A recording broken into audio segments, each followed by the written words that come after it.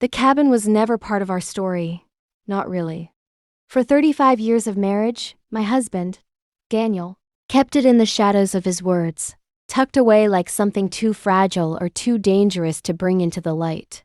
Whenever I asked about it softly at first, then later with the insistence that only comes after decades of partnership, his answers were always the same. It's nothing you need to worry about, Margaret. Or sometimes with that half smile that could silence every protest in my throat. Just an old place. Let it be. I let it be. Out of love, out of respect, out of the quiet understanding that some battles in marriage are better left untouched. But love doesn't erase curiosity. It only buries it deeper. And so the cabin became a ghost between us. An unspoken place. A place my husband kept locked inside his heart. Daniel was not a secretive man. That's what made it worse. He was steady, warm, the kind of husband every woman I knew envied me for. He laughed easily, prayed softly, and held me when storms outside rattled our windows, and storms inside rattled my heart. But when it came to the cabin, he turned into a stranger. Daniel died in the fall. A heart attack, sudden, while raking leaves under the oak tree he planted the year we were married. He was 71, strong, still moving like the man I had met when we were both so young. His death was a storm that ripped me apart in silence. I buried him on a Tuesday. By Friday, the house was too quiet, and my hands kept reaching for his, only to grasp air. Grief does strange things to you. It leaves you pacing at night, sipping tea you can't taste, whispering to an empty chair as though it still carried his weight.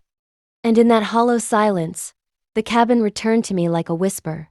It was my grandson, Caleb, who found the key. He was only 10, with Daniel's same dimpled smile and mischief in his eyes. He had been playing in the basement, where Daniel kept his old fishing rods and toolboxes. "Grandma," he said, running up the stairs, his hand outstretched. "I found this." The key was old brass, heavy, worn smooth as if handled countless times. And tied to it with faded string was a tag with 2 words, scribbled in Daniel's handwriting I knew by heart. The cabin. My heart dropped. I didn't tell Caleb what it was. I simply tucked it into my pocket and kissed his forehead. But when he left that night with his mother, I sat at the kitchen table for hours, the key burning against my skin. Why would Daniel keep it hidden here? Why not throw it away? Why guard something so carefully if it meant nothing? That night, sleep never came. Memories poured in instead, times I had asked him, times he had looked away, times he had almost said something, then pressed his lips together. And I knew with the clarity only grief gives, that I could no longer run from the silence. I had to see the cabin. The drive was longer than I remembered. Daniel had taken me through those winding mountain roads only once, when we were newly married, and even then, he hadn't stopped. We had driven past the tree lines, and he'd pointed vaguely, saying, "It's somewhere back there." Then he had changed the subject. Now with the key trembling in my hand, I followed the directions scribbled on an old map folded inside his glove compartment. Each curve of the road felt heavier, as though I were walking into the marrow of a secret that had lived in silence too long. When I reached it, my breath caught. The cabin was smaller than I had imagined, crouched low among tall pines, its roof sagging under years of neglect. The windows were dark, the wood weathered, but there was something about it, something heavy in the air, like the cabin itself was holding its breath. I stood there for a long moment, key clenched tight, before I finally stepped forward. The door creaked open, and the air inside smelled of dust and memories. At first glance, it looked ordinary wooden chairs, a small table, shelves lined with books whose spines were faded. But as I stepped deeper, I felt it. A weight, a presence. My eyes fell to the mantel over the fireplace. And that's when I saw it. A photograph, framed in dark wood, the glass fogged with time. Daniel, younger, his smile unguarded. And next to him, a woman I had never seen before. Her hand rested on his arm, her eyes shining in a way that made my stomach twist. I froze, my breath snagging in my throat. The woman in the picture was young, her hair dark and tumbling over her shoulders, her eyes alive with the kind of light I had never seen in myself. She was beautiful, not in the polished way of magazine covers, but in the raw, glowing way of someone loved deeply. And Daniel was looking at her, not at the camera. That was what pierced me. That gaze. In 35 years of marriage, I had never seen him look at me like that. Not on our wedding day. Not when I gave birth to our son. Not once. My knees weakened and I gripped the mantel for balance. Who was she? The cabin suddenly felt too small, the air pressing against me. I stumbled to the nearest chair, the photograph clutched in trembling hands. My tears came slow at first, then harder, until the glass fogged with the heat of my grief. I whispered into the silence, "Why, Daniel? Why didn't you tell me?" But silence answered. Only the soft creak of the wood, the faint rustle of leaves against the window. I forced myself to explore further. The cabin had 2 rooms, the main living area and a small bedroom. Inside the bedroom, the bed was neatly made, as though someone had cared for it long ago. On the nightstand sat a jewelry box. My heart pounded as I lifted the lid. Inside were letters. Neatly folded, their paper yellowed with time. I pulled the first one free, and my husband's handwriting leapt from the page. "My dearest Evelyn." The room spun. Evelyn. A name I had never heard, yet written in the loops and curves of Daniel's careful script. I read, my tears dripping onto the paper. "The days are long without you. I dream of you when I close my eyes, and though I must live another life, know that my heart has never stopped belonging to you. This cabin holds what the world cannot. It is ours, always." I couldn't breathe. The betrayal was sharp, cutting through the years of devotion, of laughter, of memories I thought were sacred. He had lived a second life secret, hidden but no less real. And Evelyn, she had been his. The letters continued, each one pouring devotion, regret, longing. I read until my vision blurred, until I could no longer separate my tears from the ink. Some letters were signed simply D, others full Daniel. None of them spoke of me. Not once. For 35 years, I had been the wife. But here, in these fragile sheets, Evelyn had been the love. I stumbled outside, gasping in the sharp mountain air. The sky was heavy with clouds. The forest closing in like it too carried his secret. I thought of our life together, our son, our home, our anniversaries. The nights we danced in the kitchen when no one was watching. Was it all a lie? Had I been living in the shadow of Evelyn all along? Anger rose hot in my chest, tangled with grief. I screamed into the trees, my voice echoing back hollow. How dare he? How dare he give me his years but not his heart? And yet, when the storm of anger passed, sorrow returned. Because even now, with betrayal burning in me, I still loved him. My Daniel, my husband. The man who planted oaks, who laughed with Caleb, who held my hand when my mother died. Was that love false? Or was it simply incomplete? I returned to the cabin the next morning. Something in me needed to know more, no matter how much it hurt. I searched every shelf, every drawer. And in the corner, tucked beneath loose floorboards, I found a box. Inside were photographs, dozens of them. Evelyn and Daniel together, across the years. At the lake. At the cabin porch. Smiling, holding hands. A life lived in secret snapshots. And then, one picture stopped me cold. It was Daniel, holding a baby. Evelyn sat beside him, her hand resting on the child's blanket. They looked like a family. My heart pounded, my throat dry. The child. Could it be? I pressed the photo to my chest, my body trembling. This wasn't just a secret love. This was a hidden life. For hours, I sat on the cabin floor, photos spread around me, letters stacked beside me.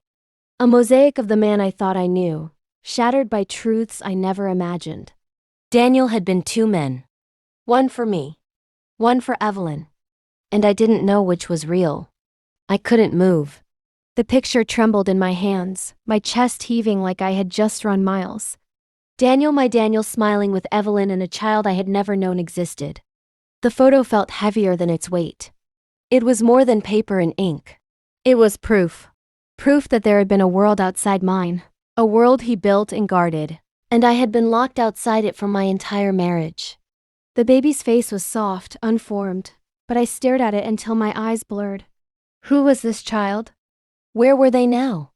A sick thought twisted inside me. What if I had met them once, unknowingly, crossing paths in a grocery store, at a park, never knowing they carried my husband's blood? That night, I barely slept. I spread the photos around me on the cabin floor, the letters stacked neatly, my heart breaking piece by piece. Daniel wasn't who I thought he was. And worse, maybe I wasn't who I thought I was either. Had my life been a consolation prize? Was I just the woman he settled for when he couldn't have the one he loved? Every smile, every kiss, every promise now felt tainted by the ghost of Evelyn. In the morning, I took the photograph of the baby and drove home. I couldn't carry it all, not yet. But this picture, this one I needed answers for. At the kitchen table, I studied Daniel's face in the photo. His joy was undeniable, his pride radiating. The way he cradled that child, it was the same way he had held our son the day he was born. Our son. My hands shook as I reached for my phone. I dialed him. "Mom, you okay?" His voice was warm, familiar. He lived 2 states away now, busy with work, with life, but always quick to answer when I called. "There's something I need to show you," I said, my throat tight. "Can you come this weekend?" He hesitated. "Of course. Is everything all right?" "No," I whispered. "But I'll explain when you get here." The days crawled by until Saturday. I cleaned the house twice over, as though scrubbing counters could wash away the betrayal lodged in my chest. When my son finally arrived, suitcase in hand, his eyes searched mine with concern. We sat in the living room, and I handed him the photograph. He frowned, studying it. "That's Dad." "Yes," I said. My voice shook. "And that's Evelyn. And the baby." He looked up, confusion dark in his eyes. "Who's Evelyn?" I explained everything. The cabin, the letters, the photographs. His face went pale, his hands gripping the picture as though it might shatter. "Are you saying?" He started, his voice breaking. "That Dad had another family?" "I don't know," I admitted, tears streaming. "But this child, this baby, I think we need to find out." For hours, we sat together, piecing through the fragments of a secret life. My son was angry, hurt. At times, he couldn't even speak. He just stared into the fireplace, jaw tight, as though holding back words too sharp to release. Finally, he turned to me. "We have to know, Mom. We can't just leave this buried. If I have a brother or sister out there." His voice cracked. "I need to know." His words pierced me. Because as much as I wanted to run from the truth, I knew he was right. The next day, we returned to the cabin together. The woods seemed heavier now, the path darker, as though even nature knew we were about to unearth something dangerous. We searched again, every drawer, every box, every crevice. And then, tucked inside one of the books on the shelf, we found it. A birth certificate. The name leapt out. Emily Carter. Mother, Evelyn Carter. Father, Daniel Hayes. The air left my lungs. There it was. Black ink on white paper. Undeniable. My husband had a daughter. My son dropped into a chair, his face pale. She'd be about my age. The weight of it pressed on me. Somewhere out there, a woman lived her life carrying Daniel's blood, never knowing about us, perhaps never knowing she had a brother. Or worse, maybe she did know. Maybe she had always known while we were kept in the dark. The thought chilled me. That night I dreamed of Daniel. He stood under the oak tree, raking leaves, smiling at me the way he used to.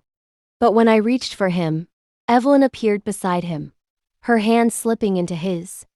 And the child Emily ran toward them, her laughter filling the air. I woke in tears, the sheets damp with grief. My son was relentless. By morning, he had already begun searching online, piecing together scraps of information. Emily Carter, he muttered, scrolling through records. Born in 1979. That would make her 43 now. Lives, Mom, she lives only 2 hours from here. My heart stopped. 2 hours. For decades, she had been so close. I didn't know what to feel. Fear, anger, sorrow, curiosity, they all twisted inside me, leaving me restless, trembling. What if she looked like him? What if she looked like me? What if she hated us? My son placed his hand over mine. We have to try, Mom. We have to find her. I nodded, though my voice failed me. Because deep down, I knew he was right. Daniel had kept her hidden. But now she was no longer a secret. The cabin felt different now. Not like a place of secrecy, but of closure. I stood in the middle of that small wooden room, my fingers brushing against the chair Daniel used to sit on. The silence felt softer, almost like it was no longer hiding something but releasing it. For weeks, I returned to the cabin. Some days, I sat on the porch with a notebook, writing letters to Daniel as if he could still read them. Other days, I swept the floors, dusted the shelves, and placed fresh flowers in the vase. I wanted to transform that place from a prison of secrets into a sanctuary of remembrance. One afternoon, when the leaves had started turning amber, Emily visited again. She brought her little boy, who ran around the porch giggling. Emily looked at me, smiling gently. "You're glowing again, Margaret," she said softly. I chuckled. I don't know about glowing, but I do feel lighter. She placed her hand on mine. Because you finally let him go. Not his memory, but the burden. That night, I returned to the box of letters Daniel had left. There was one I had avoided, the one addressed to me directly. With trembling hands, I opened it. "My dearest Margaret, if you are reading this, it means I am gone, and you have found the place I could never share. I built this cabin as my refuge, but in keeping it from you, I built a wall between us. I was afraid you'd see me differently if you knew I struggled, if you knew I wasn't as strong as you believed. Forgive me for that weakness. I want you to remember me not as a man with secrets, but as the husband who adored you more than life itself. Every moment with you was my greatest gift. The cabin was my escape, but you were my home. Always yours, Daniel." I pressed the letter against my chest, tears rolling down freely this time, not of confusion or anger, but of release. I whispered, "I forgive you, Daniel. I always will." The following morning, I did something I never thought I could. I invited my children and grandchildren to the cabin. They brought laughter, warmth, and even a picnic basket.